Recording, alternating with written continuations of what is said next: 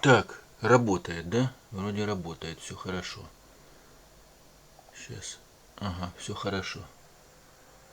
Слава богу, все нормально, работает система, все нормально. Ну, дорогие мои, приветствую всех. С вами Виктор Анатольевич, киевский блогер-инвалид. Ночь была данная с 15 на 16 августа. Была очень, ну я скажу, печальную. Да, 16 августа сегодня. Веду я запись в 18:38 по времени киевскому. Что могу сказать? Поспал я сегодня плохо. Сатанисты опять российские не давали покоя нам. Был теракт военный из 5 баллистических ракет. В Киеве было громко, шумно. В общем, отдохнуть нормально не получилось. Потом попозже под утро присоединились ударные дроны, реактивные дроны. В общем, было очень хреново, я вам скажу. В общем, отдохнуть в выходной день, в воскресенье, не удалось отдохнуть. Вот такая вот печаль. Нормально поспать не удалось. Мне пришлось заснуть аж где-то в 9 утра. Я только смог успокоиться, прийти в норму, наглотавшись кучу успокоительных и даже обезболивающих таблеток. В общем, хреново все, честно вам скажу. Вот так, короче, поспать нормально не удалось. И поспал я до 14:30 где-то дня. То есть до 14:30 часов дня я поспал. Ну вот такая была сегодня ночка и утро. В общем, отдыха не было, тревога выла, в общем, довольно часто, вам скажу. Ну, в общем, как-то так. Плохая была ночь, я так скажу. Ну, отдохнуть нормально, я же говорю. Выходной день нормально отдохнуть не удалось. Шакалы паршивые.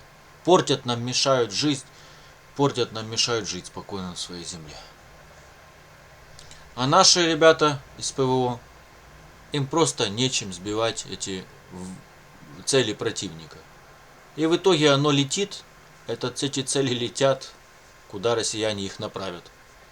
Ну, в общем, как-то так получается. В общем, не знаю. Западные партнеры почему-то не спешат. Ну, я догадываюсь почему. Я знаю почему, понимаю. Не спешат предоставлять нашим ракеты для того, чтобы сбивать. В общем, для системы Patriot нужны же ракеты, понимаете, да? А сбивать получается нечем, потому что ракеты наши партнеры не предоставили для ПВО. Ну, в общем, как-то так. Это вам для понимания всей ситуации. Ну, вот так и получается. Мрачно, все печально, отдыха нету, покоя нету, я же говорю, недосыпание, недоедание, постоянная нехватка денег. Ой, кошмар, короче. Не жизнь, а одно мучение и страдание, в общем, как-то так. Просто ужас сплошной. Что еще могу сказать? Ну, не было ничего хорошего, я говорю, покоя не было вообще. Вот только днем удалось поспать. Вот где-то 9 утра я заснул приблизительно. И все. И спал до полтретьего дня. Вот так, ну как-то так, чтобы поспать хоть более-менее. В общем, вы поняли. Вот такая вот у меня печальная ситуация. То есть отдыха, покоя сегодня не было этой ночью. Предыдущие ночи были спокойные, да. Но у меня, правда, боли сильные, ноги, поясницы мешали бы, зубы бывают болели тоже. И пришлось тоже глотать таблетки, там принимать все, что нужно, чтобы успокоить это все. В общем, мучился я. Но предыдущие хоть спокойные были ночи относительно. А это сегодня было очень, очень громко было ночью, скажем так. Покоя не было. Был все время до утра аж под стрессом, под сильным большим стрессом, скажем так. Ну, и у нас плюс вернулась жара. Где-то плюс 29-30 градусов сейчас. У нас вернулась жара. Но она, правда, не настолько прямо, как была до этого, что вообще, хоть как говорится, капец, духотерка была. Ветерок иногда бывает, дует такой небольшой, но все равно приятно, становится легче. Я вентилятор решил не включать, поэкономлю заряд батареи, поэтому вентилятор пока не включаю. В общем, как-то так вот. Но если будет нужно, конечно же, включу. Ой, в общем, такие вот дела. Что еще? Ну, финансово тяжело. Я не нашел таки помощи за это все время, вот сколько вот прошло. Не нашел помощи из местных добрых людей, чтобы мне помогли выжить, к большому сожалению. Тяжело очень сейчас искать помощь. Благодетелей найти сейчас очень-очень сложно. То есть те, кто бы мог тебе пожертвовать там какую-то денежку небольшую. Ну, в общем, вы поняли. Это целая проблема, как выяснилось. Так что такая вот печальная вся ситуация. Что еще?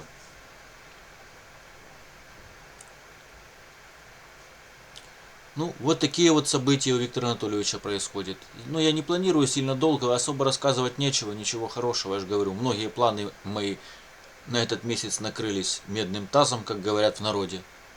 Ну, то есть, вы поняли. Не суждено было им осуществиться, многим моим планам в этом месяце. Ну, что еще могу сказать? Продвижки в моей борьбе за комфорт во дворе ни к чему не привели, во дворе дома. Все как было, так и осталось в проблемном состоянии, скажем так. Ну, в общем, не удалось ничего добиться мне. Хотя я жаловался по инстанциям, туда-сюда, жалобы посылал и туда, и сюда. В итоге ни к чему это не привело. Реакции местных чиновников никакая абсолютно. И так во многих вопросах мне не удалось добиться. То, что нужно, то, что они должны были делать, они это не сделали. В общем, моя борьба за свои права, и не только мои права инвалидов, и других лиц, подобных мне, ни к чему не привела в моем районе, в общем, в моем доме. В общем, как-то так получается. Ну, я говорю, на весь двор 2 лавочки всего лишь, зараза, со спинками. 2 лавочки, 2. Вдумайтесь. А жителей больше в разы. И желающих, например, в теплую погоду хорошую присесть на эти лавочки в разы больше возрастает. И некоторым просто не хватает места, особенно на комфортных лавочках, таким больным людям, как я, со спинками лавочкам. А все остальные у нас без спинок лавочки. И то такие, что на них сидеть, я вам скажу так мягко говоря, не очень удобно, не очень комфортно. Есть и поврежденные лавочки. Да, и такие есть. Еле дышат, скажем так. Ой, короче, кошмар. И ничего не хотят делать. Местный орган по благоустройству ничего не хочет делать.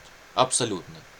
Я им заявил, я сказал, пока во дворе не будет порядок, пока не будут поставлены все лавочки со спинками, комфортный двор пока не будет, и все, что требуется дальше, все, что я требовал, не будет, я оплачивать счет этот, обслуживающий этой компании, не буду. Потому что я не вижу смысла оплачивать им за ту работу, которую они не делают. Фактически ничего не делают. Ленивые, воровитые отродья. Они ничего не делают, мерзавцы эти. Поэтому я считаю и я заявляю на все открытое, на все услышание, я не буду оплачивать счет, коммунальный счет, обслуживающей компании местной, то есть это ЖЭК в данном случае, пока они не начнут делать, выполнять требования наши. То есть жильцов. Пока они не начнут выполнять свои обязательства прямые. Как-то так. Вот пока этого не будет, пока я не увижу во дворе комфорт, ничего, никакой оплаты и ни копейки на этот счет не выделю из своего мизерного, скромного пособия по инвалидности. Вот как-то так вот. Вот такая вот ситуация нехорошая сложилась. Ну, что касается, я же говорю, моя бедная социальная работница пытается как-то мои копеечки постоянно уложиться, как-то все взять по акциям, продукты по акции, какие только возможно, чтобы дешевле как-то уложиться в мои эти копеечки, в мою мизерную эту сумму ограниченную. И вот она постоянно пытается, конечно, сейчас она старается, в принципе. У меня к ней сейчас претензий нет, к моей социальной работнице. Хотя к соцслужбе у меня претензии выше крыши. За их, скажем так, недостойное обслуживание на низком уровне. Обслуживание, которое в разы не дотягивает до европейского. Это и питание мизерное, и в общем вот эти все там их выходки некоторые, поступки нехорошие. Иногда бывает, у них проскакивает. Меня это реально раздражает, реально это злит и вызывает ряд недовольств, мягко скажу. В общем, как-то так вот. В такое-то время себе в кармашке воровать, в карманы деньги, бюджетные и некоторые там продукты, и все воровать себе, тащить домой. Но это уже надо совсем совесть, ни чести, ни совести, ничего у людей этих не должно быть. Из-за чего такие, как я, постоянно ощущаем недоедание. То есть постоянно, понимаете, ты не можешь накушаться. Что кормят они очень скромно, очень скудно, очень мизерно, очень мизерные порции. Просто жесть. На день этим не накушаешься, тем, что нас кормит социальная служба, такие как я, подопечных, нуждающихся. Этим не наесться в рабочие дни. Просто ну никак. В общем, вот такая вот печаль. Просто для понимания. Хотя по-нормальному они должны были обеспечить нас нормальным питанием. Европейского образца. Но, увы, у нас такого нет. И нам еще до Европы, я уже как-то раз говорил в одном из своих видео, когда ругал управляющую компанию, которая не хочет благоустроить нормально двор моего дома, скажем так, ну нашего, здесь, где я живу. Я говорил, что нам до Европы с таким вот подходом воровитым постоянно, воровским подходом вот таким вот, коррупционным, нам как до неба, еще далеко нам до Европы, очень далеко. Как-то так. С нашим менталитетом, с нашим подходом, мышлением тех, кто наверху, ну, в общем, нам не видать. Страны Европы нам не видать. Но попасть туда фактически будет невозможно. Вот как-то так. Потому что там же не дураки, там же видят. Там все видят, они уже не доверяют. Многие европейцы, европейские страны уже не доверяют нашим властям. Нашей власти не доверяют. Да, и Америка нам уже не так доверяет. Нам уже многие западные партнеры нам не доверяют, как раньше. Уже проверили, они увидели, что у нас только умеют хапать, свои карманы набивать, а не использовать это по назначению. В основном так и происходит. И они это увидели, и поэтому сказали, дойдите вы гулять лесом. Чего мы будем свои деньги у вас складывать, а вы будете их в свои карманы, ну, воровать, вы поняли, да, забирать, присваивать себе. Зачем это надо такое? Ну, понятно, это логично. Я бы тоже с такими людьми дела не имел, если бы, допустим, я был бы там какой-то обеспеченный человек, там, понимаете, да, своя корпорация какая-то крупная у меня была, и ко мне пришли люди там попросить помощи, там, выделить средства на то, то если бы я заметил, что там имеется воровство, вот такое присвоение себе этих средств, а не на назначенные цели, то поверьте, я бы с такими людьми дела вообще бы не имел бы. Я сразу вам сказал «до свидания» и все. И дела бы с такими не имел бы вообще, слово совсем. Ну вот, походу, такое же и происходит у нашего коррумпированного государства с западными партнерами. Походу, так и получается. Поэтому у нас нету систем, я имею в виду, системы Patriot-то есть, ПВО системы, противовоздушной обороны, чтобы сбивать цели противника. Но проблема в другом. Нету к ним снарядов, необходимых, чтобы сбивать эти цели. То есть партнеры не доверяют нашим. Не доверяют, просто нету доверия. Нету. Исчерпалось доверие. И теперь нашим приходится, нашей власти приходится очень, непросто, чтобы где-то у кого-то что-то как-то выпросить, что ли, там, договориться, в общем, заключать нужные договора между государствами. Это очень сложно, потому что весь мир уже цивилизованный увидел Украину.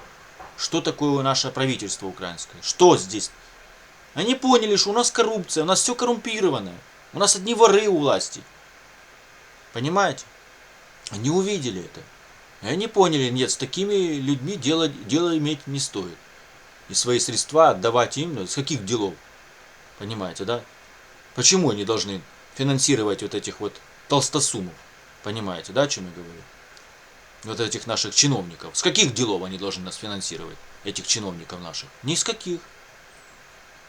Одно дело помочь населению, на население выделить нормальную сумму, приличную, чтобы можно было всем восполнить все нужды, все бюджет наш, чтобы было всем все, как говорится, хватало, чтобы все было нормально. Чтобы как-то наша страна функционировала как-то. Понимаете, да? А другое дело, эти деньги просто отдать нашим властимущим. Понимаете, да, две больших разницы. И поэтому западные партнеры некоторые уже начали рассуждать, что доверия к украинскому правительству нет. Поэтому я знаю схемы, когда некоторые благотворительные фонды, скажем так, частные, но крупные такие, знаете, вот, как мегакорпорации, крупные, на уровне такого, которые принадлежат определенным иностранным гражданам. Скажем так, на нашей земле, на нашей стране находятся такие фонды, есть такие. И они не напрямую, они как бы не через чиновников, не через власть выделяют финансы, а выделяют лично определенным проверенным людям, которые здесь есть на местах в этих фондах, в этом фонде. И только так они вот, и потом они контролируют и смотрят и получают отчетность, куда пошли эти деньги от этих лиц, которым они поручили, которым они доверяют. Вот эти люди, иностранцы, в общем. И теперь больше просто через чиновников они фактически отказались, ничего уже не проходит.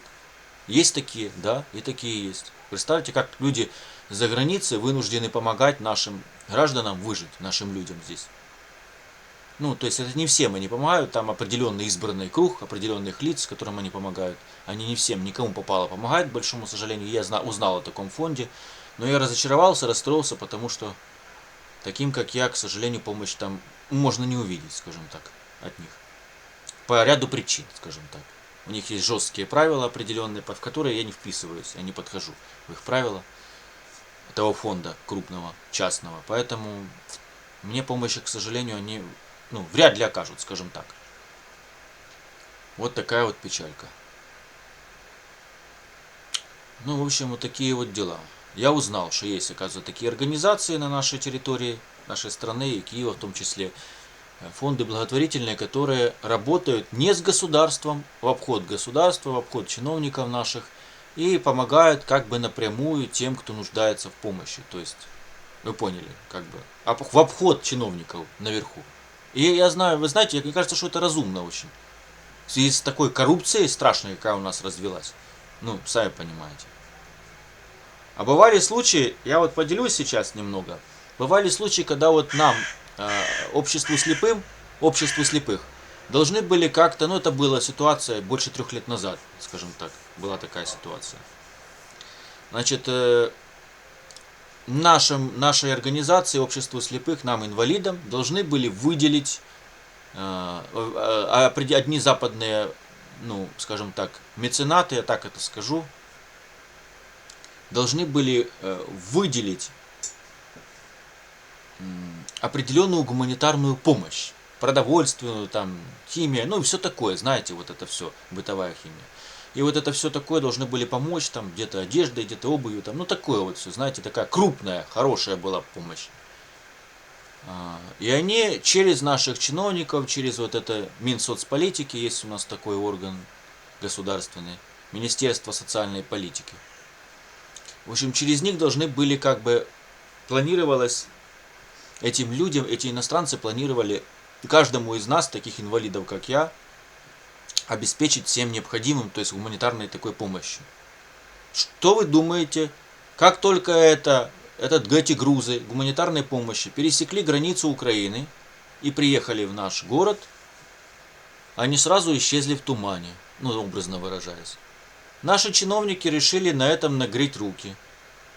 И по отчетностям все было хорошо, но в реале эти же гуманитарная помощь некоторая оказалась, скажем, на каких-то там складах, на каких-то торговых точках, это чтобы вы просто понимали, она продаваться начала. И наши инвалиды увидели, подняли тогда шум. Скандал был большой на весь Киев и на всю страну. Был тогда, шум был шум. В общем, чиновники быстро это дело попытались замять, быстренько все, в общем, перенаправили быстро нам помощь, потому что поднялся кипиш, поднялся шум, даже я тогда шумел на эту тему. Более 3 лет назад это было событие. Что была ситуация, в общем, как-то так вот. И в итоге чиновники наши, мы быстренько это перевели на английский, всю жалобу, доправили это и показали видео, и все там было, много чего в интернете гуляло. Я не знаю, сейчас есть ли эти сюжеты еще сохранились в интернете, но тогда гуляли эти сюжеты. И, в общем, был скандал, мы подняли на английский, кто мог, разбирался, с наших инвалидов, перевели это и показали иностранцам, вот смотрите, вы финансируете, а вы не видите, вы не знаете, куда эти средства, куда ваша помощь идет. Она не нам идет, инвалидам, малоимущим, помощь, а она идет на продажу. Вот так, в обход нас. Чиновники наши так делают. И мы там это показали, подняли шум такой, то такой шум стоял, вы что.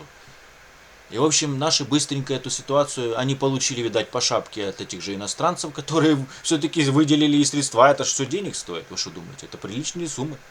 Люди выделили там, за границей, приличные суммы, чтобы нам, инвалидам, таким как я, малоимущим, оказать помощь, помочь. А наши чиновники взяли и это направили на торговлю, чтобы себе денежку извлекать в карман. Вы представляете, какой беспредел? Ой, это такой поднялся шум страшный на всю страну. Иностранцы узнали, видать, дали хорошо по шапке этим нашим чиновникам. Там даже один из иностранцев пригрозил, что больше не будет ничего через чиновников направлять в нашу страну. Только адресная напрямую помощь определенным лицам, проверенным, то есть через проверенных людей здесь, их проверенных людей здесь, в нашей стране, будут направлять помощь, то есть напрямую людям. Не через вот это чиновников, не через эти министерства наши и все прочее. Ну, чтобы вы просто понимали, как это все. Некоторые, кстати, иностранцы решили также военную, нашей армии помогать. Они не помогают через чиновников, некоторые напрямую прямо вот определенным нашим подразделениям военным, ну вот это нашим, в общем, ВСУ, помогать, чтобы, то они помогают напрямую. В обход чиновников Минобороны. Ну, то есть вы поняли, да? Министерство обороны, то есть. Вот так у нас это происходит теперь. Ну, иностранцы не доверяют. Ну, не доверяют они нашему правительству. Не доверяют. Нет доверия. Все. Наши вышли из доверия. Вот до чего коррупция у нас в стране довела до такой ситуации. В общем, как-то так вот. Что еще? В общем, вот такие вот события. Ну, я уже рассказал. И сегодняшней ночью было печально в Киеве. Российская атака была. Баллистика летела на наш Киев, на наш город Киев. В общем, было печально. В области тоже шумно. Дроны там ударные наделали проблем. Скажем так, в Киевской области тоже. У нас сгорел книжный рынок. Самый крупный во всем городе Киеве. Какой был в одном из районов Киева. Сгорел просто-напросто. Дотла сгорел книжный рынок. Столько книг, столько экземпляров редких там. Ой, вы себе не представляете, сколько всего там было. Полезной литературы все сгорело, как говорится, в огне. Ну и антикварный рынок, антиквариата рынок тоже был разрушен. 19 часов. В общем, россияне попали, по таким целям, знаете, опять в магазины попали, я имею в виду в склады обычных магазинов, торговых точек. Хоть бы опять проблемы с логистикой не было и с продовольствием на полках наших магазинов, хоть бы не возникло проблем таких. Это будет вообще лютый трэш будет. Ну что еще? Ну, в общем, вы поняли. Нет, в своей пропаганде россияне подали это красиво, кремлевское руководство. Минобороны РФ подало красиво очень. Попали, то есть туда, все, ВПК наши попали. Но по факту попали в итоге, пострадали совсем другие объекты, машин пару сгорело. Ну, у людей, представляете, автомобилей пару сгорело. В общем, вот такая вот печальная ситуация. Есть пострадавшие, погибшие, насколько мне известно. И еще есть такой момент неприятный. Наши стали занижать статистику погибших и пострадавших. То есть, например, реально погибло, допустим, 5 человек. Ранено там, 20, допустим, к примеру говорю. Они занижают и говорят, погиб 1 человек, а ранено всего 10. То есть, к примеру, я вам просто говорю. Вот так они это делают, занижают статистику. После очередных атак соседа России. Это вам так, для понимания. Так наши почему-то делают, правительство. В общем, как-то так, занижается. Но реально, я просто владею информацией, я слежу, я мониторю, я знаю, где смотреть, где что анализировать, знаю. Поэтому реальная статистика, она в разы выше, и она очень печальная. Особенно после того, как наше ПВО перестало сбивать ракеты. Сами понимаете, в общем, тяжелая ситуация, очень такая печальная, мрачная. Вот так живешь, как русская рулетка. По принципу русской рулетки. Повезло, выжил после очередной атаки. Хорошо, слава богу. Нет, значит все. Нет. Понимаете, да? Вот так вот мы и живем. В общем, вы поняли всю ситуацию. Я не знаю. Походу, наши не смогли договориться с западными партнерами по поводу предоставления ну, к нашим, которые они раньше нам предоставили, систем комплексов этих ПВО Патриот, необходимых, скажем так, снарядов для того, чтобы сбивать цели противника. Походу не смогло наше правительство договориться с западными партнерами. Ну вот как-то так получается. Вот такая вот печалька. Но я вам скажу одно. Вот что заметил не только я, и заметили другие люди у нас здесь умные из граждан. Никогда не прилетает, вы знаете куда? Никогда не прилетает по дачам и виллам наших чиновников. Фактически никогда не прилетает. Вообще в эти кварталы вообще не залетает ничего, даже дрон ни один. Это вам просто для понимания. Парламентские здания парламента нашего правительства не попадает никогда. И, в общем, ряда других объектов, на которые, в принципе, никогда ничего не прилетало и не прилетает. И вряд ли когда-либо прилетит. То есть, понимаете, да, о чем я? Вот такие наблюдения, такие, как я, вот простых граждан Украины. Вот вам просто для понимания. Вот и все. Вам просто, ну вот.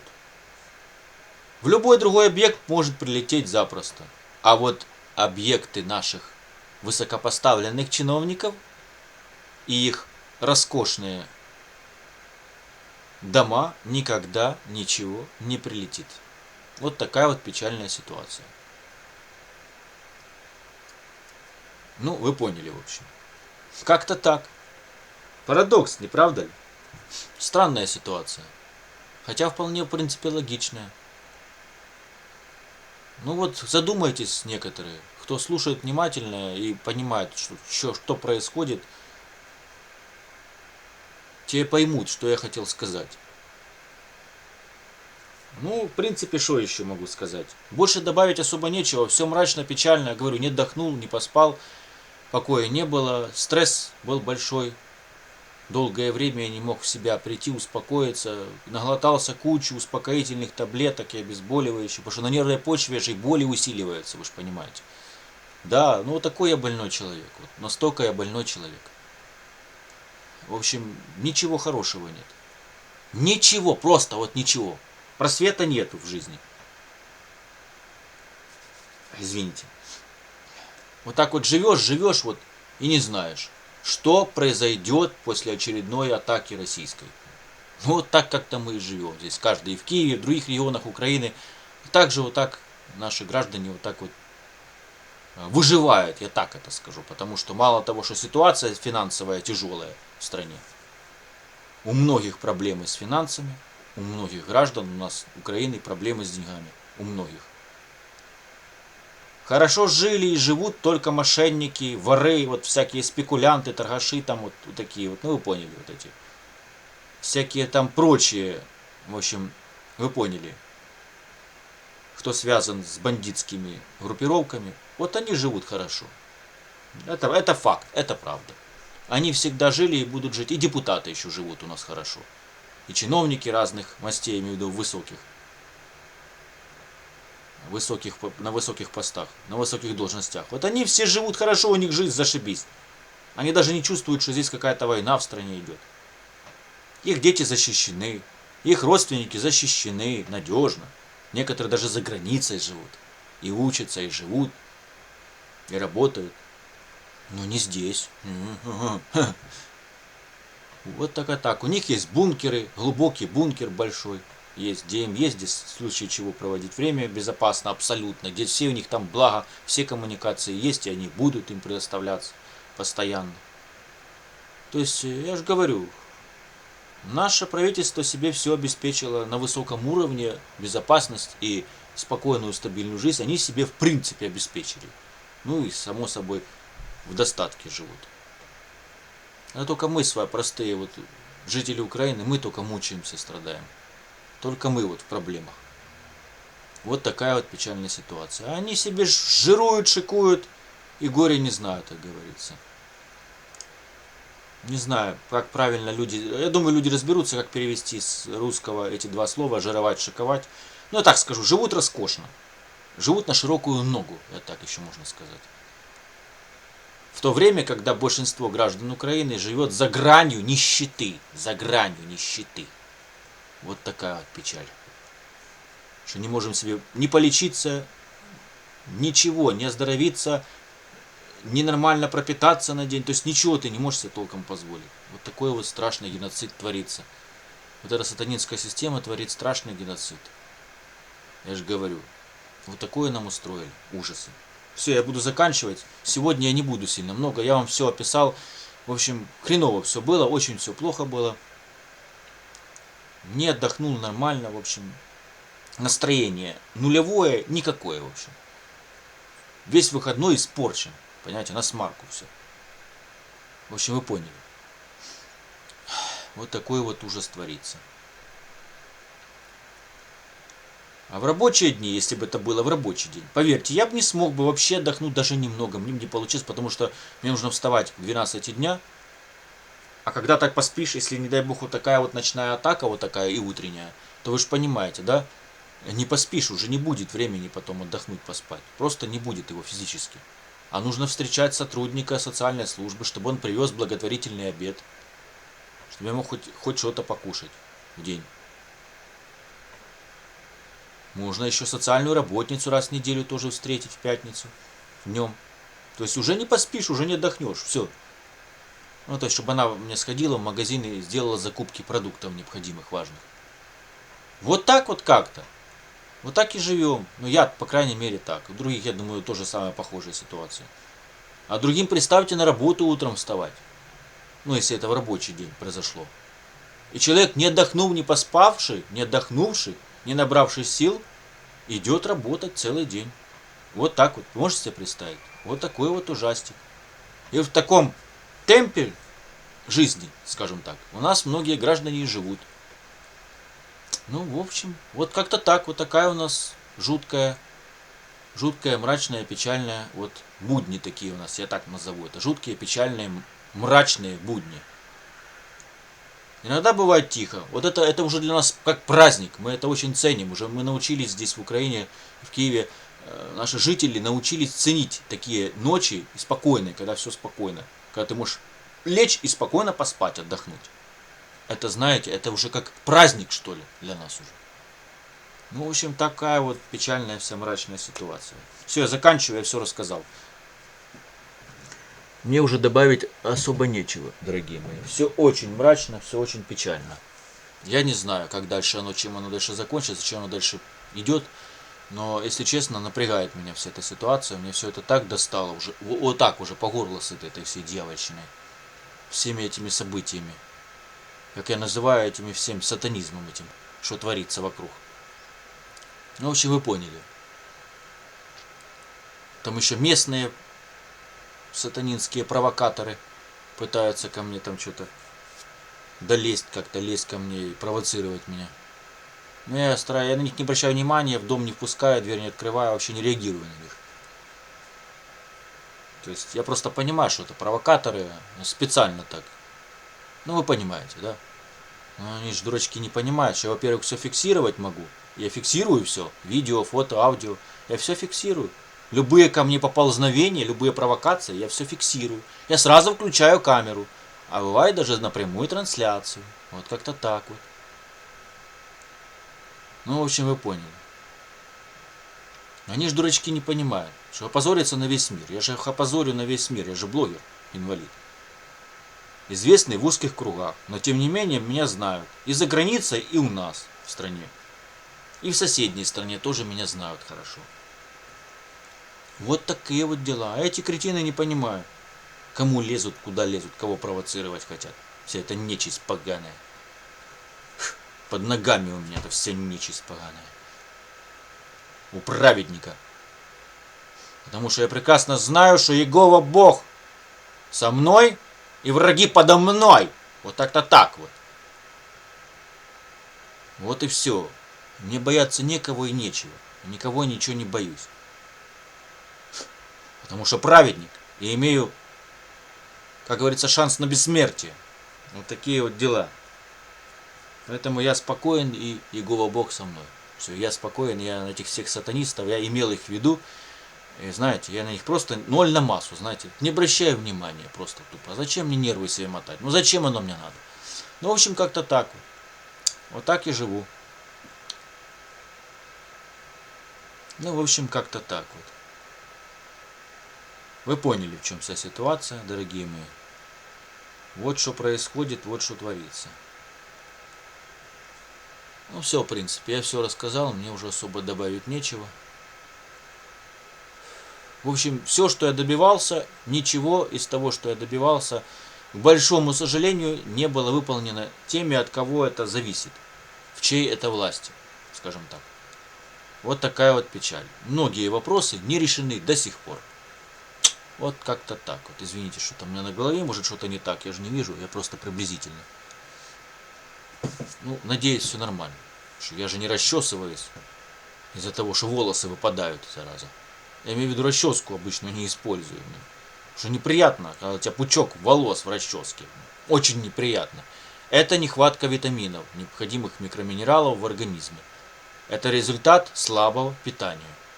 А выходные я вообще не буду описывать, как я кушаю. Это страшный ужас. Это даже лучше не описывать. Это вообще ни о чем. Я не наедаюсь вообще от слова совсем. Вообще чувствую себя, ну, можно считать, что ближе к состоянию голодного человека. Потому что едой быстрого приготовления не накушаешься. Ну никак. И наесться невозможно. Ну, в общем, вы поняли. Вот такая вот печаль. То есть сытым не будешь едой быстрого приготовления. Я это уже не раз проверял. Да, чувство, что ты что-то там поел, будет. Ну, вы поняли. Ощущение, что ты что-то покушал. Но сытости не будет. Это уже проверено, и я не раз, в общем, это проверил на себе, скажем так. Не раз уже убеждался. Даже обычная еда, если ее в малом количестве, по пол мисочки, по пол порции, вот так вот, то ты не наешься ей. Ну вот как-то так. Ну у меня это так происходит. Я не наедаюсь постоянно. И в этом году я чувствую, что снова не покушаю ни арбуз, ни дыню. Походу не получится у меня, наверное. Если мне разве что кто-то не принесет, не угостит как-то там кусочком там маленьким, то может быть и покушаю в этом году арбузы, дыню. А так, походу, я могу просто, как в прошлом, я арбуз не поел ни разу. Дыню удалось маленький кусочек покушать, а арбуз нет. А в этом году, похоже, я и дыню даже не поем. Похоже так. Ну, вот такая вот печаль. Потому что в магазинах не продают нарезанные дыни и арбузы. Не продают, чтобы четвертинку, маленький кусочек взять.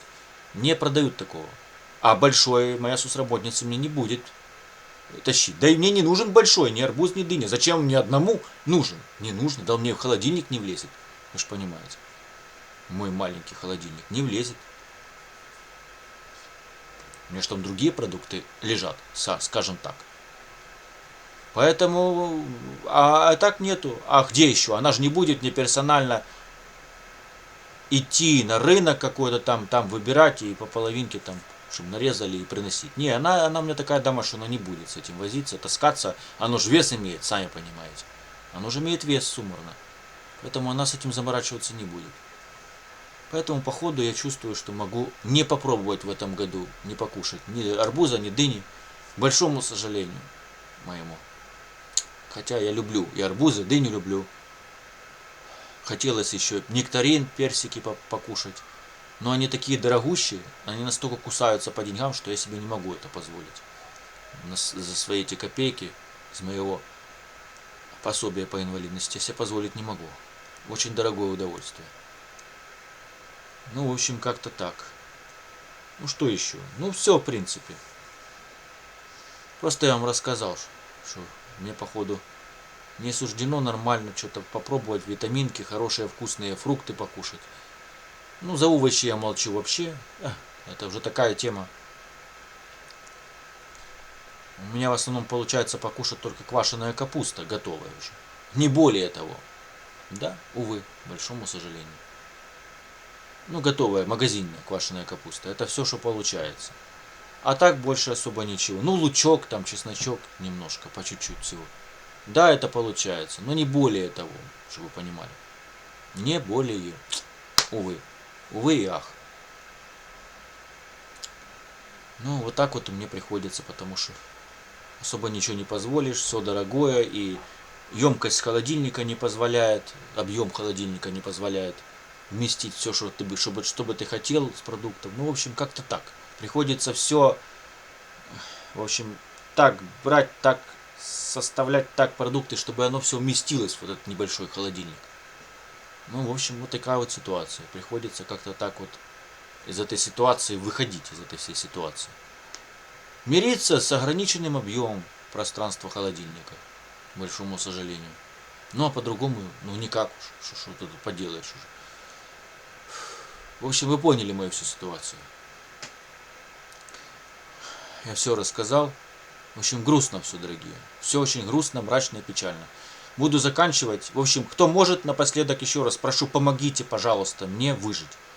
Кто может из местных или иностранцы, кто там как-то, у кого финансы располагает, помогите Виктору Анатольевичу, инвалиду, больному с детства, нетрудоспособному инвалиду выжить. Мне нужно на лекарства необходимые, важные, и на пропитание. Нужны средства, нужна финансовая помощь. Если с учетом лекарств, то это 2500 гривен на первое время. А если просто на, ну, это на закупку продуктов одну и на заказ лекарств необходимых мне, важных. Это 2500, я в прошлом видео рассказывал об этом. А если так брать дальше, то это уже там по 1000 с копейками гривен на закупку продуктов. Элементарных, необходимых продуктов, обычных. Ну, в общем, как-то так. Но так обходится мне на неделю питания. Вот так мне обходится. Да и цены же у нас космос. Цены высокие очень. Дорого все. Уж извините, это столица. Я живу в столичном регионе. Поэтому у нас все дорого. Да. Все подорожало, все взлетело в цене. Очень повысилось все. Очень все дорого. И лекарства, и продукты. Все дорого зараза. И коммуналка. Ну, то есть коммунальные услуги. В общем, вы поняли. В общем, вот так у нас все мрачно, так что прошу, кто может помочь, помогите. Все способы у меня описаны, еще раз я подчеркну, описаны в моем канале. Заходите на вкладку о канале, там есть информация, у меня все ресурсы, где есть, все соцсети, в общем, как со мной связаться. Предпочитаю способ связи, это Telegram. Личные сообщения в Telegram. У меня там все указано, все есть, можете со мной связаться. В общем, как-то так вот. Я все объясню, все расскажу, в общем. Вот такие вот дела. Но мои реквизиты карты, все данные, я уже раз описывал в прошлом видео. Они находятся на моей Facebook странице, в закрепленной публикации. Там все, с просьбой о помощи, там у меня указано в моей публикации, то есть все реквизиты карты, все способы, как мне помочь, в общем, это все расписано понятно и подробно, скажем так. Все, я буду заканчивать, дорогие мои. Все очень мрачно и печально. Молитесь за мое здоровье, за мое финансовое положение. В общем, молитесь за меня, потому что тяжело очень. В таких условиях выживать тяжело. Ну и за Украину нашу молитесь, чтобы у нас здесь закончилась эта проклятая война, сатанистами развязанная. Чтобы наступил мир и стабильная жизнь на нашей земле. Наконец-то, многострадальной украинской земле. Ну, в общем, как-то так вот. Я все рассказал. Добавить мне уже особо нечего. Просто решил записать видео очередное в связи с тем, что была тяжелая ночь. И что не удалось нормально в выходной день отдохнуть, поспать. В общем, вот такая вот печальная ситуация. Оно мне все достало, реально вам говорю. Оно мне уже в печенках вот так вот уже сидит. Так задолбало это вся дьявольщина, что творится. Что мне просто слов не хватает уже. Ни сил, ни слов не хватает, что это все терпеть, все это безобразие, все это все сатанизм весь этот, что творится вокруг. Еще и общество у нас такое стало, что, в общем, ни рыба, ни мясо, как в народе говорят, ну вы поняли. К благотворительности у них большая проблема. Оказать помощь таким, как я. Попью водичку немного, мне жарко стало. Сейчас буду заканчивать видео.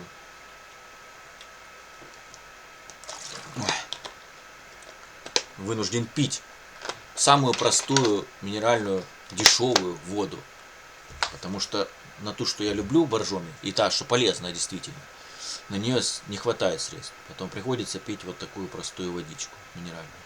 Конечно, я планирую боржоми купить обязательно, потому что от нее у меня работают почки действительно хорошо, лучше. А у меня же больные почки, напоминаю. Проблемы с сердцем, с печенью, с поджелудочной. В общем, там у меня куча болячек. Я же целый букет болячек, у меня куча проблем по здоровью, зараза. Помимо ног, зрения и поясницы, и зубов. У меня все больное, если так коснуться. Разбираться, то все у меня в проблемах. Весь больной человек. И весь сижу постоянно, ежедневно на препаратах. В общем, вы поняли. Это та еще ситуация. В общем, вы поняли. Все, я все рассказал. Молитесь за меня и за нашу страну, чтобы закончилось это все безобразие, что творится. В общем, такие вот дела. Все, буду заканчивать, дорогие. Будьте все благословенны. Пусть Иегова Бог всех нас сильно и хорошо, и отлично благословит. Вот это так вот. Аминь.